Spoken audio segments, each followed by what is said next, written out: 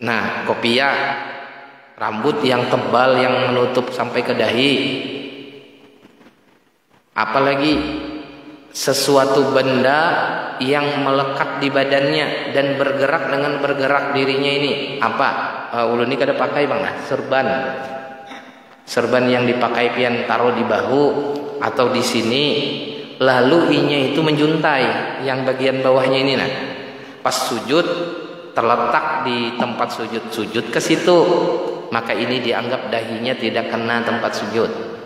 Beda dengan serbannya ini ditaruh di lantai dari awal, yaitu berarti jadi pesujudannya, kada masalah. Ini yang di badan tapi kemudian menutupi tempat sujudnya. Nah, perempuan berarti itu mirip tuh. Perempuan mukannanya itu, nah, khususnya mukanna yang potongan, ya kan, yang separuh itu. Bisa jadi pas turun sujud mukannanya ini terhampar di tempat sujudnya itu, maka hukumnya wajib menarik. Pas misalkan kebetulan terhampar juga nih ke tempat sujud, wajib si perempuan ini menarik sajadah mukannanya ini agar dahinya bujur-bujur kena tempat sujud itu. Sama lelakian yang ada serbannya di bahu atau di dua bahunya ini, pas taruh ke tempat ini ujungnya tarik aja dikit. Tapi yang ditarik ini ibu-ibu atau perempuan ini mukena seorang, jangan menarik akan mukena orang lain. Jadi kada perlu, maksudnya urusan orang itu biar aja punya orang. Jadi yang kita tarik itu yang mukena seorang. Itu satu, dahi. Yang kedua, wal yadaini, 2 dan 3 berarti. 2 telapak tangan. Nah, lalu wal ibrah bil yadaini, yang jadi patokan telapak tangan ini yang mana? Bibatnil kaffi bil asabi' warahati. Ujung ini, nah, ujung jarinya dan bagian tengah telapaknya. Maka nanti masih dianggap bermasalah bila orang sujud tangannya tuh kayak ini agak melengkung. Yang kena itu bagian ujung sini aja, bagian tengah tangannya itu kada kena. Makanya kalau pas sujud pastikan tangannya rata. Apa bah? Ya rata, kada melengkung kayak itu, kada gembung kayak itu, kada. Gitu. Bahkan kan sunahnya kena jari-jarinya nih ke depan lurus gitu untuk memastikan menghadap kiblat. Jadi 1 dahi, 2 dan 3 telapak tangan kanan dan kiri. Jadi sekali lagi pastikan yang dimaksud telapak tangannya ini ya dari mulai ujung jarinya sini termasuk bagian tengah ininya harus bujur-bujur kena tempat sujud itu. Yang 4 dan 5 warrukbatain, lutut kanan dan lutut kiri. Insyaallah sabaratan kita atau semua kita kalau sujud tuh lututnya berada di lantai memang. Tidak ada orang sujud lutut terangkat, kan tidak ada. Jadi ini pasti dapat dilakukan. Nah, yang 6 dan 7 wa atrafil qadamain. Apa bahasanya? Ujung bagian bawah jari kaki, telapak ujung jari perut jarinya itu. Nah, berarti kena bila inya sujud lalu jarinya itu tidak terlipat di belakangnya, maka berarti ada anggota sujudnya yang kada kena. Kalau inya ini aja gitu, nah jari-jari baju, makanya wajib berlipat tuh. Sekali lagi, bagi yang normal yang sehat kada berlaku bubuhan asam urat. Artinya kalau asam urat itu kan kada bisa melipat, ya sudah kada apa-apa. Ini uzur namanya. Nang yang masih bisa, makanya bedanya sujud dengan duduk tuh salah satunya jari kaki tadi. Kalau pian duduk lalu jari kaki itu kada terlipat, kada masalah, kada ada syaratnya di situ. Tapi kalau sujud kada bisa. Jadi syarat mutlak harus kena bagian perut jari kaki itu, makanya wajib dilipat.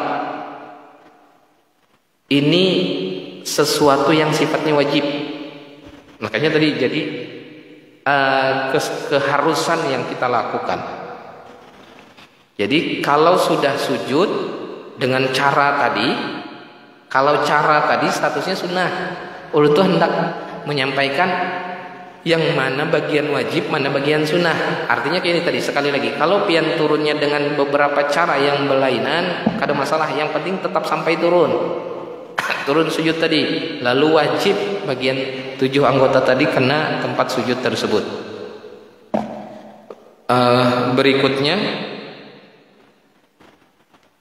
raf'ul asafil alal a'ali. Bagian kepala yang ini harus lebih rendah dari bagian pantat. Makanya posisi sujud itu kan kayak itu, kada bisa rata. Bermasalah bila rata. Mengangkat yang bagian bawah, bagian belakang kita ini, mohon maaf, bagian pantat, lalu menurunkan bagian yang di atas sebelumnya. Ini kan kepala ini di atas awalnya. Pada saat sujud harus itu miring, dan insya Allah kelihatannya ini kada terlalu sulit. Artinya kita sudah melakukannya pada saat itu, sudah menjalaninya. Lalu yang terakhir al-itminan, sujudnya harus ada tumakninah. Nah ini jelas saja, dan ini pun otomatis insya Allah bagi yang bebacaan itu pasti tumakninah sudah. Begitu dia sujud, subhana rabbiyal a'la atau subhana rabbiyal a'la wa bihamdi, sekali aja maka sudah terpenuhi tumakninahnya. Ini insya Allah terpenuhi juga ini. Dan ketentuan dalam fikih itu kayak gini lah. Rukun sujud ini as-sujud marrataini li kulli raka'atin.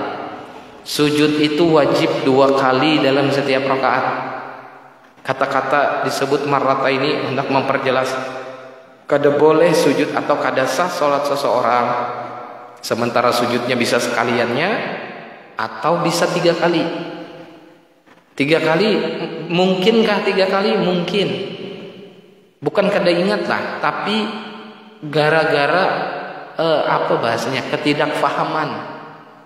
Bisakah orang sujud 3 kali? Bisa. Dianggapnya 3 kali jadinya gini. Begitu sujud Allahu Akbar, sujud, bebacaan subhana rabbiyal a'la wa bihamdi. Pada saat sudah sekali bebacaan itu, lalu dahinya sakit. Rupanya tersujuti ada kerikil di tempat sujud nih. Karena merasa sakit, lalu diangkat. Karena sakit tadi kan, lalu diangkat sedikit dahinya ini, bergeser ke samping sedikit aja supaya kada kena lagi itu yang sakit menyakiti itu. Maka pada saat itu seseorang tersebut telah dihitung sujud 2 kali dengan bergeser itu tadi, dan sudah bebacaan sempat.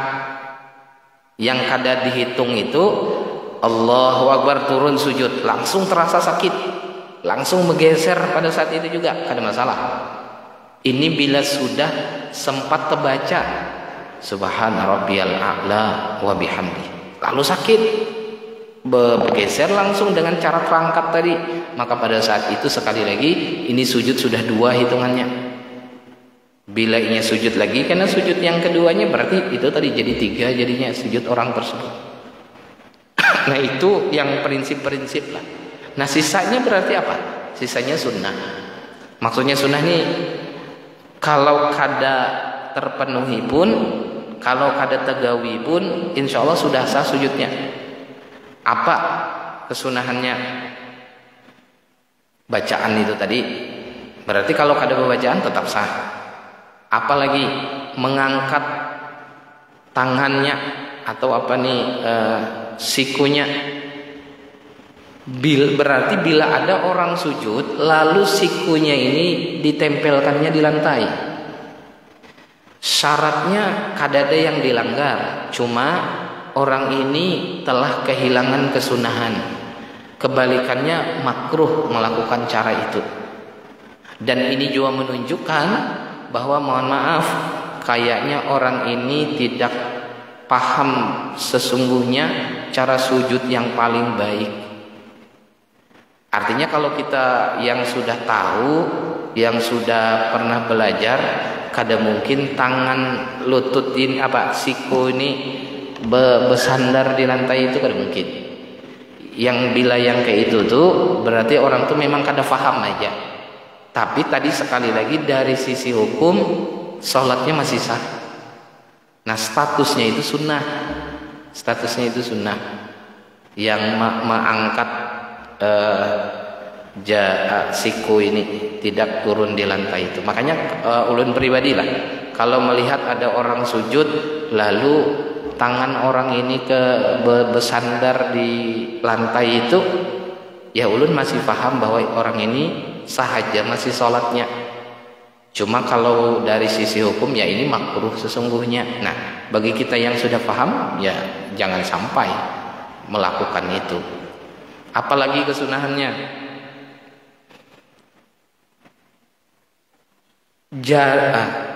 kaki sebelah kanan dan sebelah kiri, khusus dalam mazhab Syafi'i lah, di kitab ini direnggangkan waktu mirip kayak kita berdiri. Berarti yang batis belakang itu kan yang melipatnya wajib.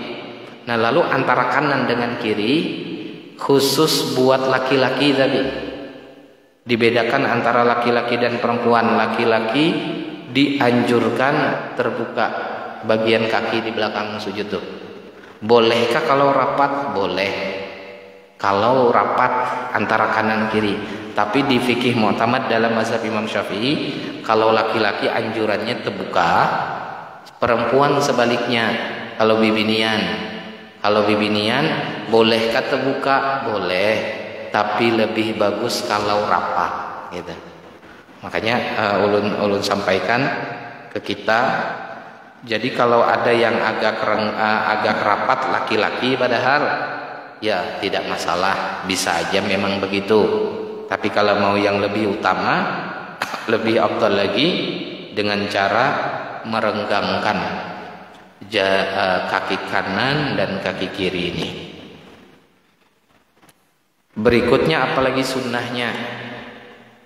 Pertama, kalau sholat sendirian, ada 4 imam, tidak berjamaah, bukan jadi imam, bukan pula jadi makmum, membaca subhana rabbiyal a'la wa bihamdih itu kalau bisa jangan 3 kali saja, tapi kalau bisa naikkan lagi jadi berapa? 5 kali. Subhana rabbiyal a'la wa bihamdi, subhana rabbiyal a'la wa bihamdi, subhana rabbiyal a'la wa bihamdi. Kalau 3 kali sudah dapat pahala bacaan dan dapat pahala jumlah. Kalau 5 kali dapat pahala bacaan dan dapat pahala jumlah yang lebih baik. Karena Nabi itu sebetulnya hadis-hadisnya ketiga kali itu kalau Nabi pas memimpin jamaah aja, supaya makmum ini kada kelawasan. Tapi kalau sholat soranganan sidin, hampir tidak pernah Nabi itu 3 kali. Malahan bisa 5, bisa 7, bisa 9, bisa sampai 11. Jumlahnya itu membaca subhana rabbiyal a'la wa bihamdi. Jadi supaya melatih aja Bang, kita yang sudah terbiasa rutin sudah beribadah ini, coba dinaikkan atau ditingkatkan lagi pas nanti sholat sunnah. Nah, orang kita ini kan kadang terbalik.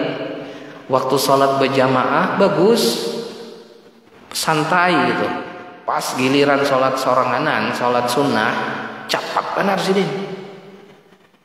Harusnya justru sholat sunnah ini makin kawa belawas-lawas, kan harusnya gitu. Makanya coba aja orang kita lah, mohon maaf, doa iftitah tuh kadang bisa dibaca tuh bila sembahyang sunnah. Padahal doa iftitah ini baik itu berjamaah ataupun sendirian sama dianjurkan untuk dibaca. Dan seharusnya begitu sholat sunnah, karena kada ada urusan dengan orang lain, kada ada terikat dengan orang, panjangi baca doa iftitahnya. Kan doa iftitah banyak yang Allahumma ba'id baini wa baina khataaya, itu kan doa iftitah juga, riwayat Imam Muslim. Atau yang biasa kita baca Allahu akbar kabira walhamdulillahi katsira wa subhanallahi bukrata wa asila, satu. Iya juga satu riwayat. Riwayat yang lain wajjahtu wajhiya lilladzi, yang sampai selesai itu dua. Nah yang biasa umum dibaca oleh orang kita itu menggabungkan dua tuh.